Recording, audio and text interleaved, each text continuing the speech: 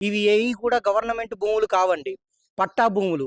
మాలాంటి ఇంజినీర్లు గానీ, హమాలీలు గానీ, చిన్న చిన్న రైతులు గానీ, ఎవరైనా సరే ఏ దారి దోచనోళ్ళైనా సరే, గాంధీ చౌక్‌లో ఉన్నటువంటి కూలీలైనా సరే, వాళ్ళ 5 సంవత్సరాల, 10 సంవత్సరాల డబ్బులు రూపాయి కూడబెట్టుకొని, ఆ ప్లాట్‌ని కొనుక్కొని 100 గజాల నుంచి 1000 గజాల వరకు ఈరోజు వాళ్ళ ప్లాట్లు పోయే పరిస్థితుంటే అందరం రోడ్డుకెక్కే పరిస్థితి ఏర్పడ్డది. ప్రభుత్వం ఎటువంటి తగిన ప్రాసెస్ అనేది ఈ ప్రాజెక్టు నుంచి చేయడం జరగట్లేదు. మేము అందరం ఒక మూకుమ్మడిగా దగ్గరిగై కోర్ట్‌లో దీన్ని ఆశ్రయించినప్పుడు గ కోర్టు గూడా హైకోర్టు నుంచి ఆర్డర్ తీసుకొచ్చినప్పుడు గూడా 2013 భూసేకరణ చట్టం ప్రకారం వీళ్ళందరికీ న్యాయం చేయాలని చెప్పిందండి.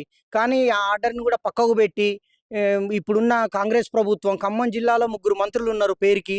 కానీ ఎవ్వరు గూడా ప్రజలతో సంప్రదింపు చర్యలు జరపకుండా వాళ్ళకు అధికారం చిక్కిందని ఈరోజు గర్వపడుతూ మరి వాళ్ళేం ఆలోచిస్తున్నారో ఏమో తెలవదు గానీ, మాలాంటి పేదోళ్ళ మీద, మాలాంటి మిడిల్ క్లాస్ మీద బతుకుల పొట్టలు కొడుతూ వాళ్ళందరూ ఎలాంటి చర్యలు తీసుకుంటున్నారంటే వేరే వాళ్ళని మభ్యపెట్టి సంతకాలు తీసుకోవడం అనేది జరుగుతుందిక్కడ. బహిరంగంగా జరుగుతుంది.